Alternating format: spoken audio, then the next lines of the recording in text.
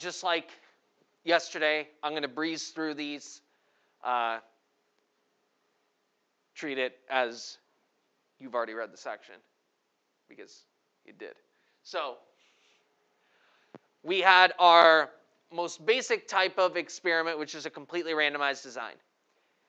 We just put some people in group A, some people in group B, and then we compare how the two different treatments affected the two different people.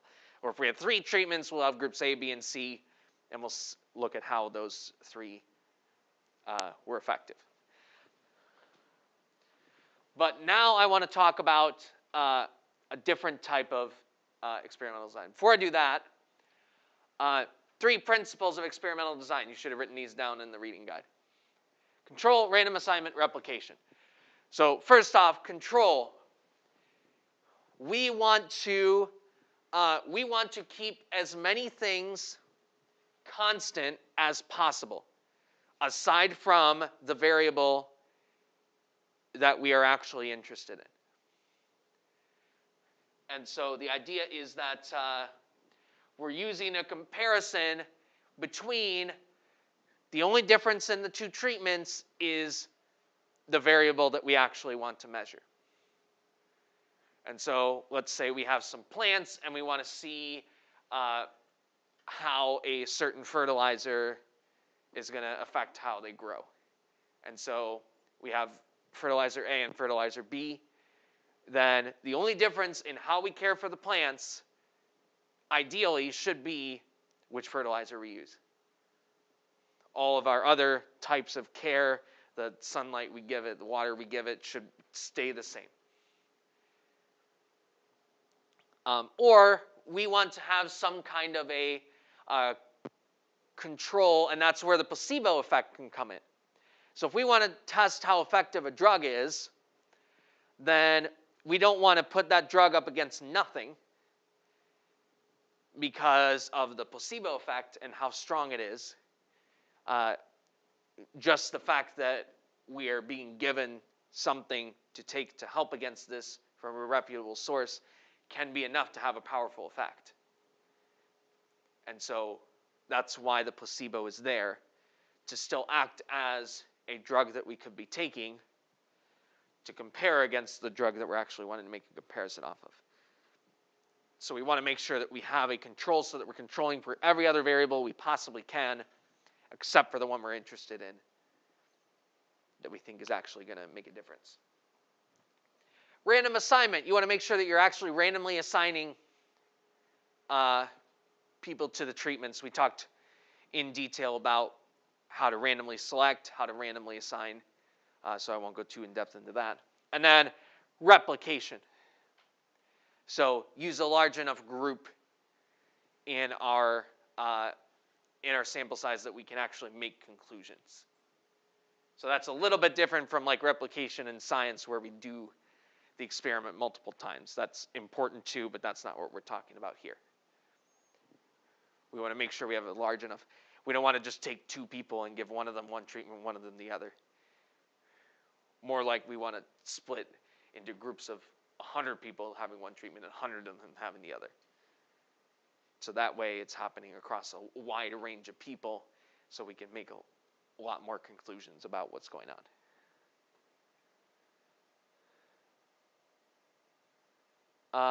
Let's see. Double blind. We want to make a double blind experiment where neither the subjects nor those who interact with them and measure the response variable know which treatment a subject received. So again, if we have a drug and we're trying to test, did it make headaches go away, then if the researcher knows that they received the drug that's supposed to make the headaches go away, they might lead the person in that direction. Or they might tweak how the person answered the question. So the person conducting the study shouldn't know which treatment they got either, so that they can be more impartial. And then, of course, the person taking the drug shouldn't know which drug they're getting either. That's the idea of double blind. Double blind means that the subjects don't know and the person interacting with the subject. The researcher doesn't know either. That's double blind.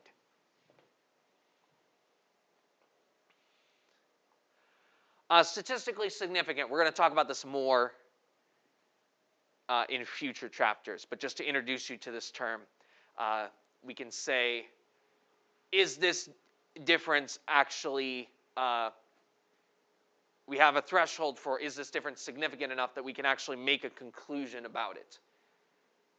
Can we conclude that this is different enough from the other treatment that there actually is a difference there? That's what statistically significant means. And we'll have a whole bunch of formulas and calculations and stuff that we'll do in later chapters for that. All right, here's the main thing we're talking about today. Block design. Blocking is very similar to what we did in section 1 with stratified sampling, where we have some other variable that we think is going to make a difference. And so we're trying to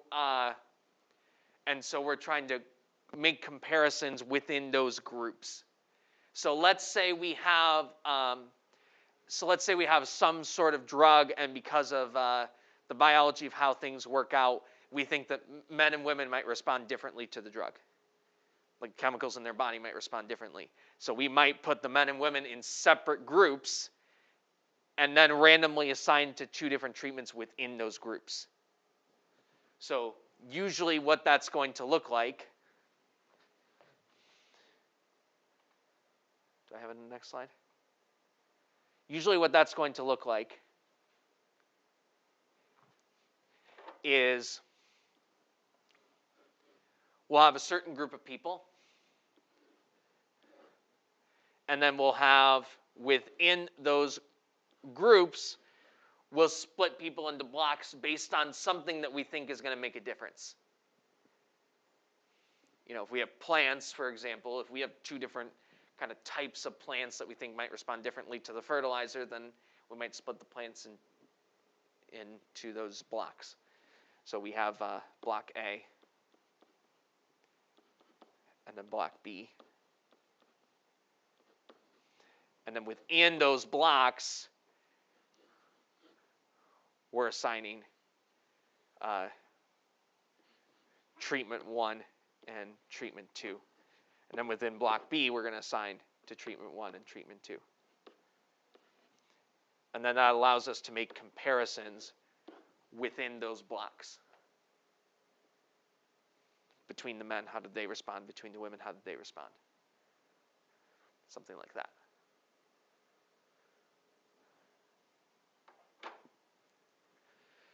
And then I have one more that's kind of particular to blocking.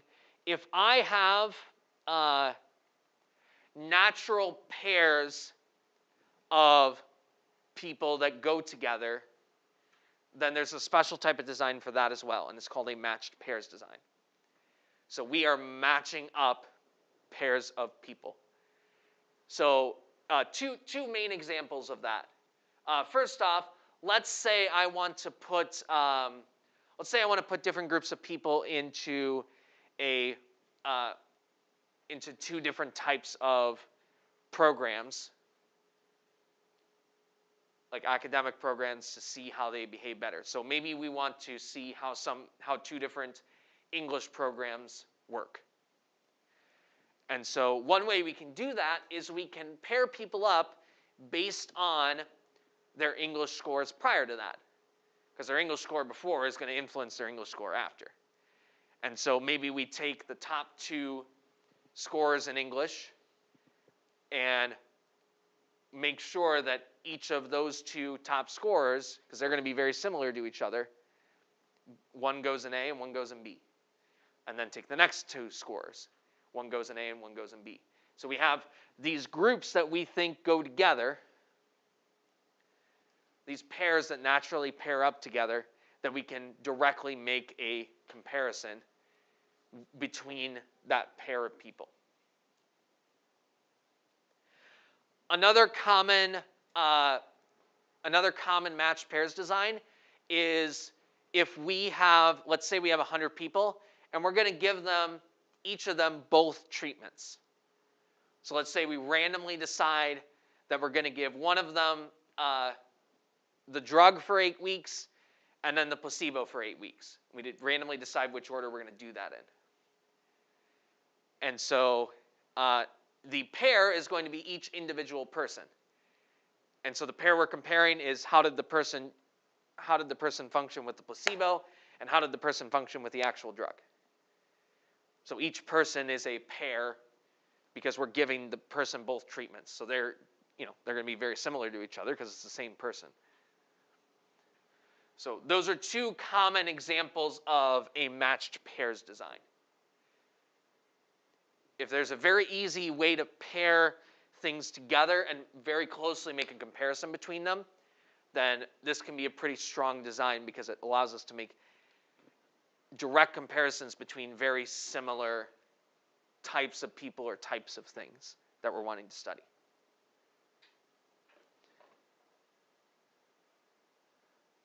I think that's it. Yeah. All right, let's do some examples. So how about the 4.2 example sheet? We did the first two problems yesterday, so we're going to do the last two today.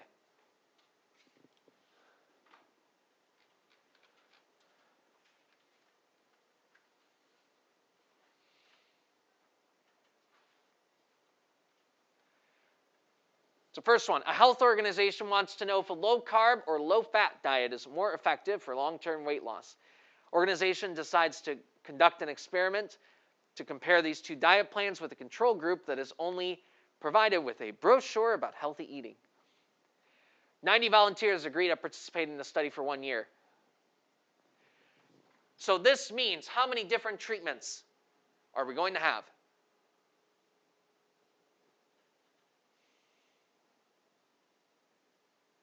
We're wanting to know which treatment is more effective between low carb and low fat. And then what else do we have? A control. So we're going to have 3 different treatments. And it's the most basic type, completely randomized design. So I want you to write down, remember we should say 3 things. We should mention random assignment. We should say what our treatments are, which I just listed. And then we should say what results we're going to try and compare. Those are the 3 things we want to say. So give that a try. I'll give you a few minutes to give that a try.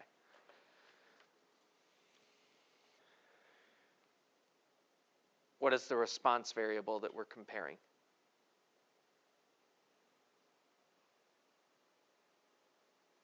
Once we have done the study, once we have given them the diet, what are we looking for?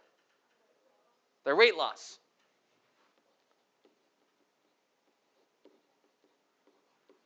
So we're comparing weight loss between the groups. Again, the 3 things that should be in your explanation. A random assignment. Here's what my 3 treatments are.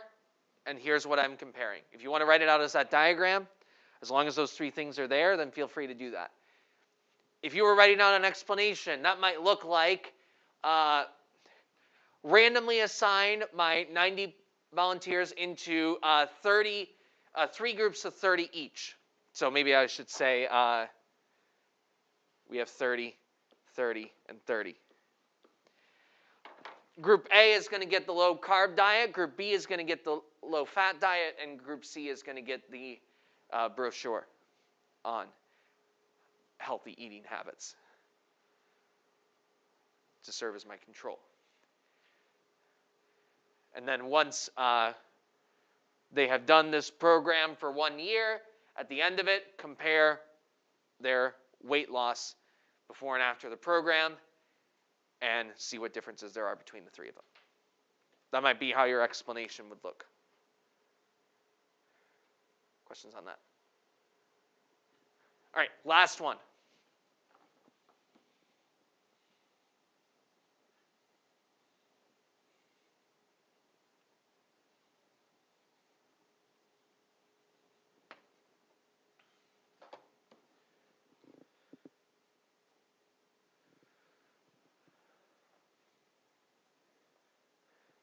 All right.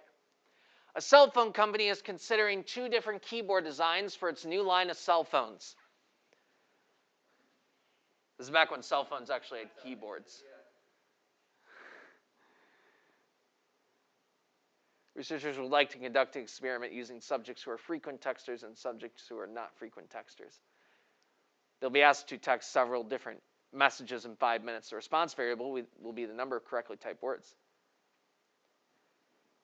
So we are saying that we would want to block. What would we want to block on here?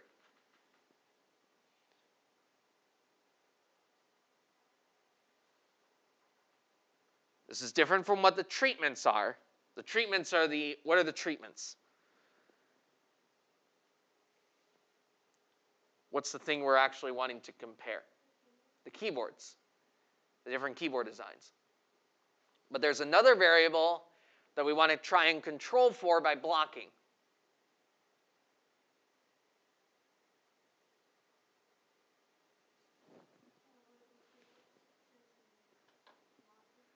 Right, the frequent texters and the not frequent texters. So part A, the frequent and non-frequent texters might respond differently to the different keyboards.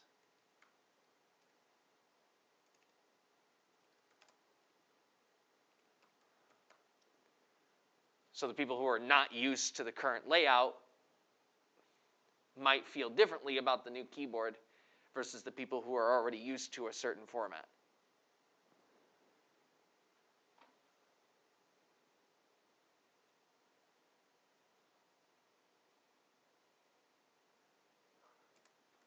Which we cannot properly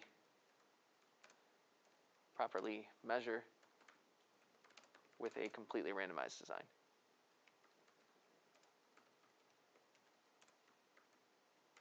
So since we have 300 people in total, so completely randomized design would be give 150 the old keyboard and 150 the new keyboard.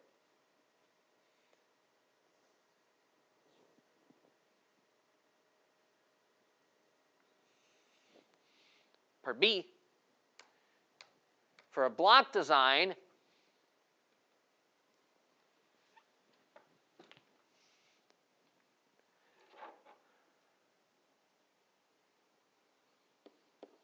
volunteers.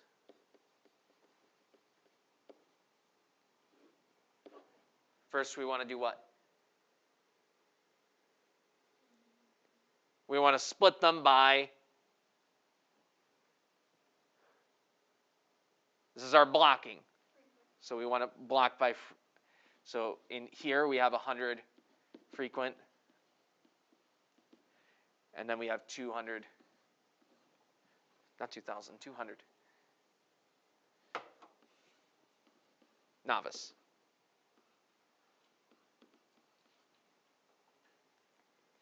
So then within the 100 frequent and the 200 novice, within each of those groups, now we're going to split them into, half of them are going to get what? Keyboard A, and the other half are going to get keyboard B. So keyboard A, so that's going to be 50. We're going to get keyboard A, and then 50 are going to get keyboard B here.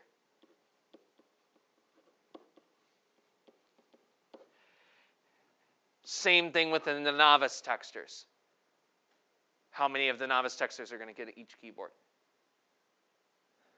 100, since there are 200 total. So here we're going to get keyboard. And if you want to write this out in full, then feel free to. So I got 100 in this group, and then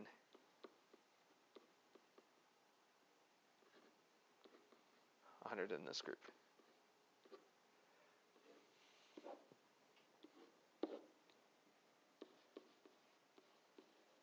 Compare.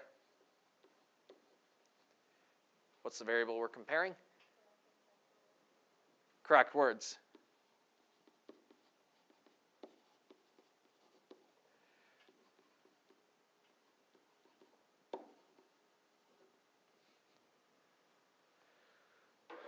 So that's how it would look diagram-wise.